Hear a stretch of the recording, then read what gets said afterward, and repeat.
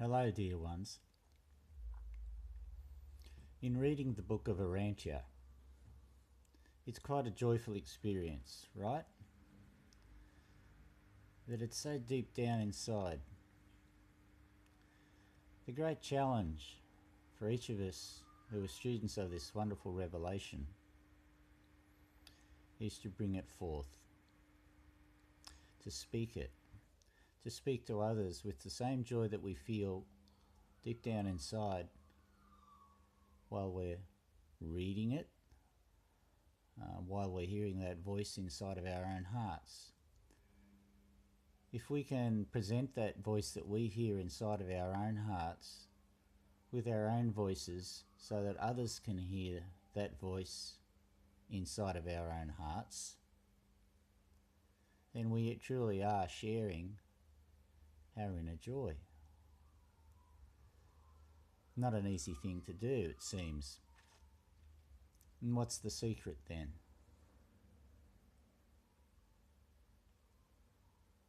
We have to really be in that joy so that it's not just an inner joy, but an outpouring of joy.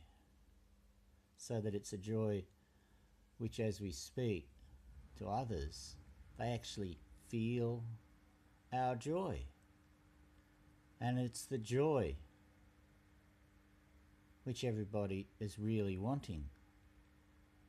For example, if you know somebody and they have a relative that's maybe not so well and perhaps even, they're worried about that relative dying. I mean, our joy is that the whole ascension career and the whole salvation plan.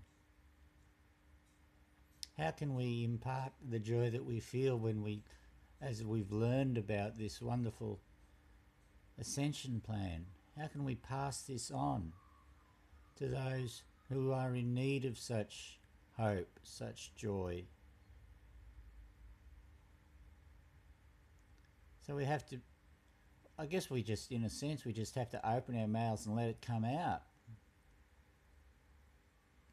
However, in sensitive situations, we don't want to be opening our voice just kind of blindly hoping that it's going to come out, especially when maybe we've tried it once or twice in some situations and we've opened our mouth hoping that it's all going to come out, but all that's come out are words, and the joy has remained locked away inside of us,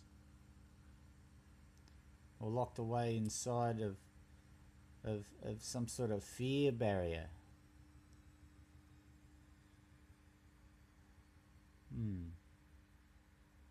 Anyway,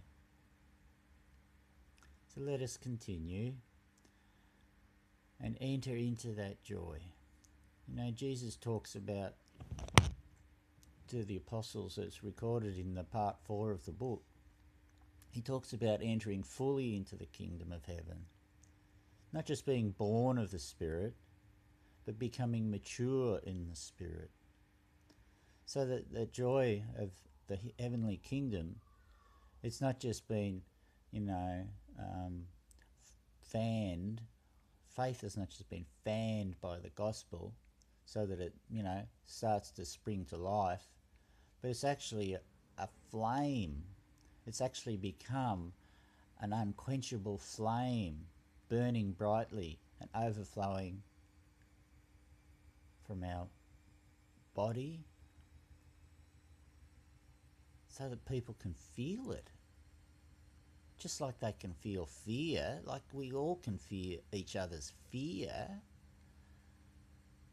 we have to be able to provide the feeling of joy for other people. So we have to enter fully into the kingdom. And that means living the gospel. Not just hearing the gospel, which is the fatherhood of God and the brotherhood of man in its very, very, very basic initial proclamation, but actually the whole trip of self-mastery. Jesus was a master of himself. You know, it's said he was able to be a master of others, not in a tyrannical way, of course, we understand that, but in a beautiful way, in a way which led others out from underneath their little rocks, out from inside of their caves, into the light. That was his mastery, because he had mastered himself. You know, the talk with Nathaniel about self-mastery, self-control and self-forgetfulness.